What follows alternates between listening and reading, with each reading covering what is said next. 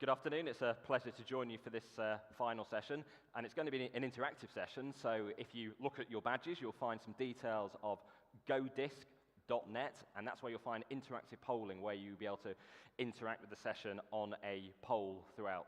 And it's my pleasure now to introduce to the stage, at the end of his first year as FIFA president, Gianni Infantino. Well, what a year it's been in football, and it's been my delight, as well as covering a lot of politics, a lot of the elections, Gianni's election in February in Switzerland, and Victor's election in Mexico in May. It's been a delight to see everything from the European Championship final, the Olympic final, Leicester City winning the Premier League for the first time. What have your football highlights been of the year from what you've seen? Well, the election of Victor, certainly. It's been the biggest highlight of the year. In football matters, in political matters. Now, in football matters, a lot. I have to say, as a player, if you can call me a player, I don't know if you were there. It was 2 days after my election. It was snowing in Zurich, 0 degrees, and a lot of friends and former players came to Zurich on my first day in office in FIFA just to play football amongst friends in front of the FIFA office. That was quite amazing to have all these people who came just for half a day and to share a little bit of football with us. People like Luis Figo, Paolo Maldini, Shevchenko, and many others who joined us. As a spectator or president, I have to say I was particularly impressed with one match, which was the match between South Sudan and Benin in Juba in South Sudan on the 23rd of March this year. It was the day of my birthday. And I visited South Sudan on that day, and they had a qualifier for the African Cup of Nations in a stadium that was not a stadium, in a pitch that was not a pitch. The day before, there were like animals on, on the ground and whatever. And the day after, they played a football match, and the atmosphere was absolutely incredible. And there you can see what football can move, even in a country like South Sudan, which is going through a very difficult period. And Victor? I think it was at the Olympics, actually, as a fan, watching the Brazilian women's team versus my Canadian women's team in front of 50,000, mainly Brazilian fans, well, 49,999 other than the one Canadian. It was an atmosphere that was incredible, and to have it for women's football was even more incredible, and it was a special moment for my country.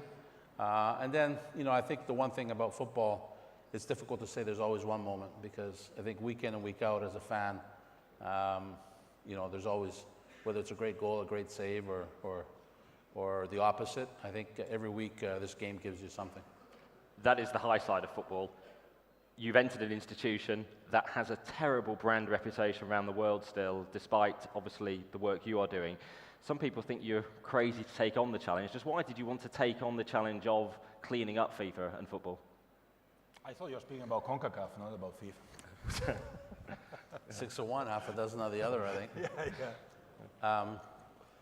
Go ahead. I think, listen, like anything, you're never as good as you think you are, and you're never as bad as you think you are. And I think, to be honest with you, there's more good people in football than bad people in football. The unfortunate thing is that the people who were not acting in the proper way got the headlines for the wrong reasons. And the reality is, in my journey, in my short journey as an executive in the game, I've met a lot more good people than not good people. And I think, starting with our fans, I think they deserve for people to roll up their sleeves and work hard for the game. And that's why I know that, even talking with Johnny before he decided to run, I know that's why I decided to do what I could. And if I can speak for the president, I'm pretty sure that's why he decided to do it, because at the end of the day, football deserves good people, and it deserves people to work in the right way. It's that sense that to some fans, FIFA is still that tainted association. But how much of a challenge is that for you to overcome? Well, I think we have just to show to the people how we are. We have to show to the people that we are trustworthy, that we are working in a serious way.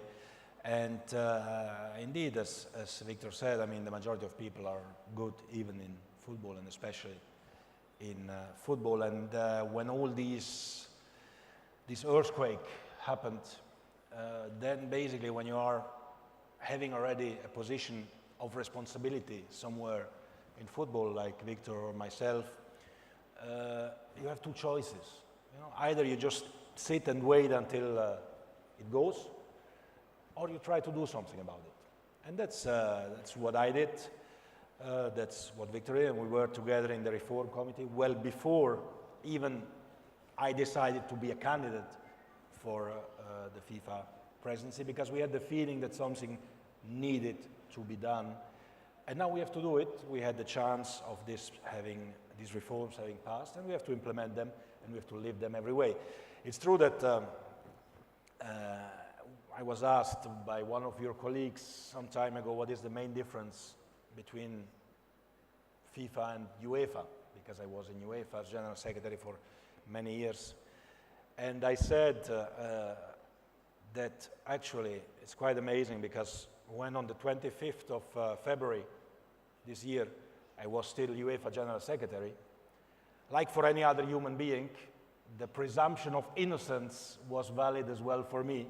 The day after I become FIFA president, and suddenly it's the presumption of guilt, and you have to prove that you are innocent on anything that happens in the world. So this shows a little bit what the image of FIFA has been, but we are working on that, and with the work, people will see that we are serious. And you've had to make a lot of changes inside FIFA as well. You've had to clear out a lot of the old guard who were entrenched in the old ways, the old systems.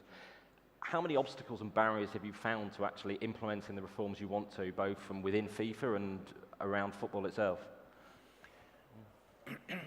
Well, when you are elected, like I was, with a mandate of change, then you have no other option than implementing the changes. And I have to say that I thought that really everyone had understood the changes are deeply needed, but unfortunately not everyone had understood it. And I was a bit surprised, and I have to admit it, negatively surprised by the wind blowing against me and against those who wanted the changes. It was quite heavy at the beginning, but okay, we go our way, we implement the changes. It just took a little bit longer maybe than expected. It was there were a few more turbulences than expected, but on the other side, I guess there's also a little bit natural when you enter with quite radical changes that you have to implement. As we know, we are all human beings, and the human being doesn't like change that much. But we are doing it, we are implementing them, and we move ahead. We will talk about some of your new appointments in a moment, but Victor, we often talk about the scandal that's engulfed football being the FIFA scandal, mainly because that's what the Department of Justice in the States called it, but actually a lot of the problems were in the Americas with your predecessors. Just how difficult has it been for you to change the culture in CONCACAF and actually ensure that the successful tournaments and the money is actually reaching the right people? Yeah, I mean, it's been almost a 2-year process. It even started a year before I was elected. We had a sort of an emergency committee put together. So unlike actually Johnny, where he had to make changes, we had a year to already start doing that. So when I got in as president, I had vacancies to fill, not so much people to remove. That makes it a little easier in the sense that you can pick and choose people with the right culture. Like we have a new general secretary, a new chief financial officer, new chief legal officer, a new compliance officer. So that makes it a little easier. But to be honest with you, I think also with the pressure that third-party authorities like the DOJ are putting on, but also just even from sponsors and everything, it actually makes it a little easier to implement change because it's sort of something that helps you in your discussions with people. It's going to take time. It's not going to happen overnight. But I think culture change happens on a daily basis. And I think for us, implemented it in CONCACAF, I think we've definitely pointed in the right direction in terms of how we run the organization. And already in the first 6 months of my presidency, there's been a significant change that is actually tangible within the Confederation. We see that when the members come together. But in the same token, I think it's important for us to, as a Confederation, cherish human values, like transparency, like compassion, and make sure that we don't wallow back into regionalism and parochialism, which fostered intolerance, which fostered mistrust.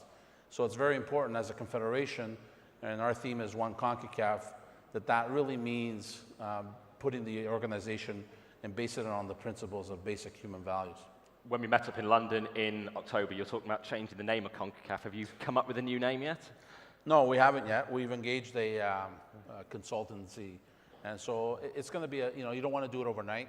It's something we're going to have to. It's a process we're going to work through, but it's kind of difficult. You have a president that has a long name that's difficult to pronounce, and you don't want a confederation with a long name as well. So one of it, I'm not allowed to change my name because my mom will kill me, and my dad will kill me. So we might as well change the confederation name. Well, a lot of players put their first names on the back of their shirts now. So there you go. And Johnny, is the FIFA name staying? Yes, the FIFA name will stay. We discussed it actually as well at the reform we committee, did, that's remember? right. Yeah. And we actually had immediately the feeling that the FIFA name should stay. I mean, FIFA is an institution which has a great history of 112 years now, and has done many good things over these 112 years in terms of football development all over the world. So I think this should be as well recognized, and we have always to focus on the positives and not on the negatives. We have to learn and deal with the negatives, but we have to focus on the positives, and that's why the FIFA name will remain and will be back where it has to be, which is on the top of the football. And it's too successful as a computer video game as well still. As well. Yeah. Exactly. We mentioned some of the people you've had to remove from FIFA. You've actually made some key appointments. The first female, African Secretary General, Fatma Samora. Yeah. You've also brought ex-players into FIFA, Boban, Van Basten.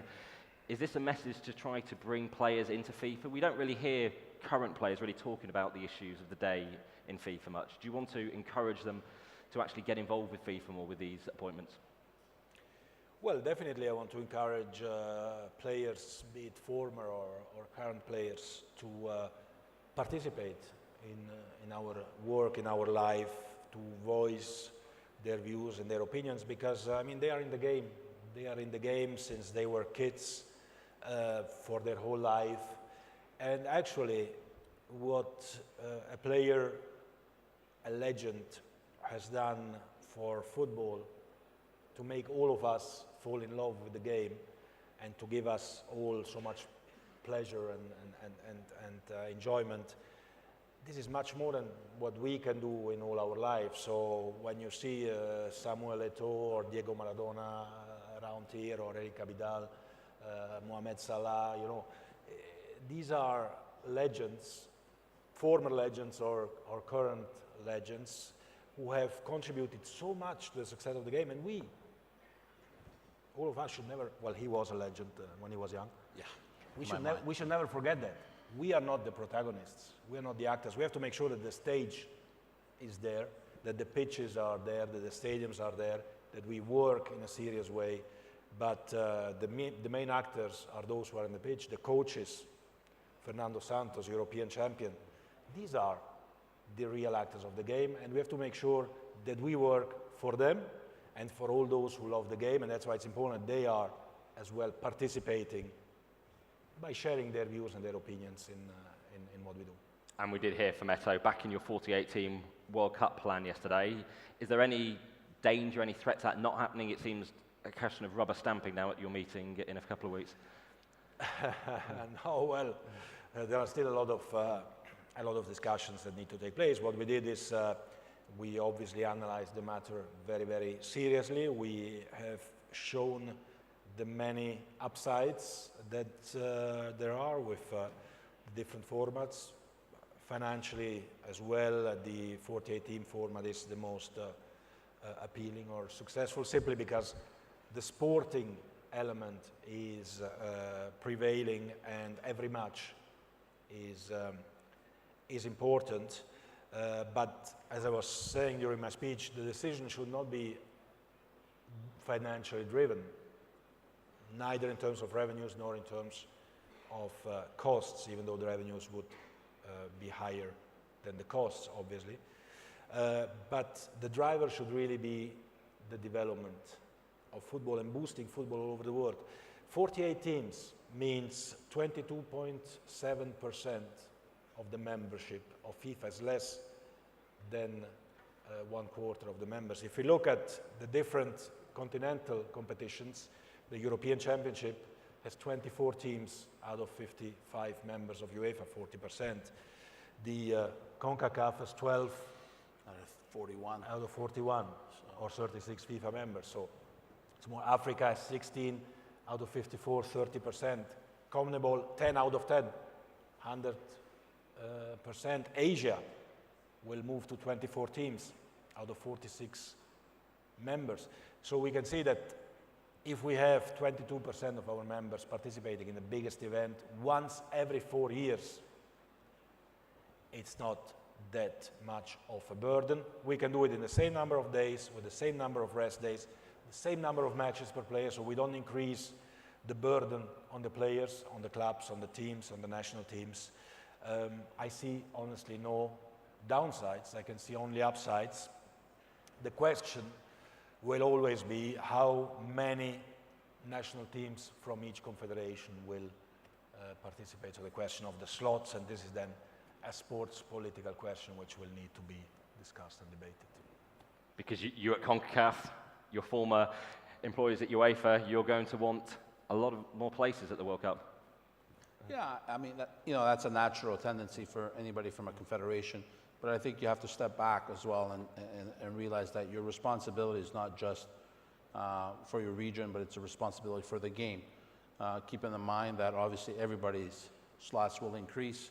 We have to be reasonable about that. We also have to have that balance in terms of the competitiveness, but also realize that overall, if we know it's good for the game, I think the President's outlined the reasons why, which are quite clear, that we should take into the same reason should be taken into account when we're sitting down looking at the slots, and keeping in mind that that it has to be balanced and it needs to be as a greater whole, not just about your small region.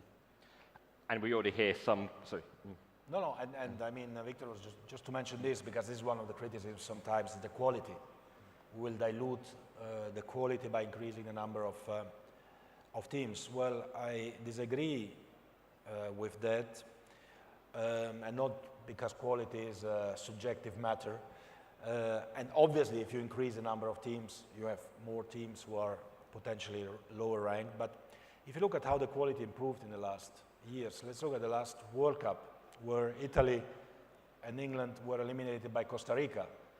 So not by... Our pain is reminded of us. Yeah, so not by the Argentina of Messi or Brazil of Neymar, by Costa Rica, and two superpowers like Italy and England. If we see that in the Premier League today, we have players from 69 nationalities playing in only the Premier League. If you look at the world on how the level of football is increasing, if we look at the fact that by a 48-team format, each team will play at least 2 games, 32 teams, like today, will play at least 3 games, and then we move to a knockout stage. And we know that football is the only sport in the world where in a one knockout game, anything can happen. Anyone can beat anyone. We know that the spectacle will be guaranteed. And you've talked about penalties as well in the group stage to settle draws maybe. Is that a sign of you wanting to sort of shake up the game, to be prepared to make tweaks for competitiveness?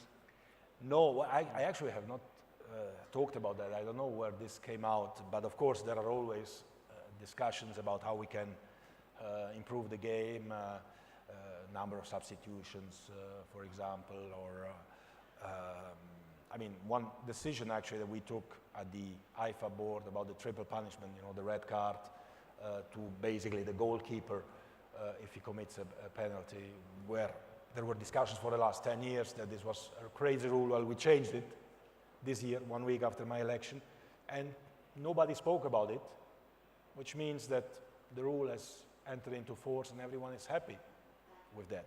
So when it comes to how to finish the games, if there should be draws or no draws, or shootout instead of penalties, or these kind of things, I mean, these are all debates and discussions which can take place always in the public discussions. The IFAB will then take care of, but there are no concrete plans at this moment to change anything in this respect.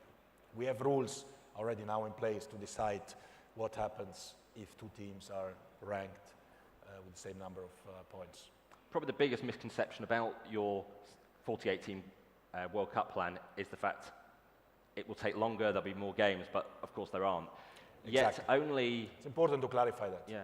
Yet actually having a 4-team, 16 groups of 4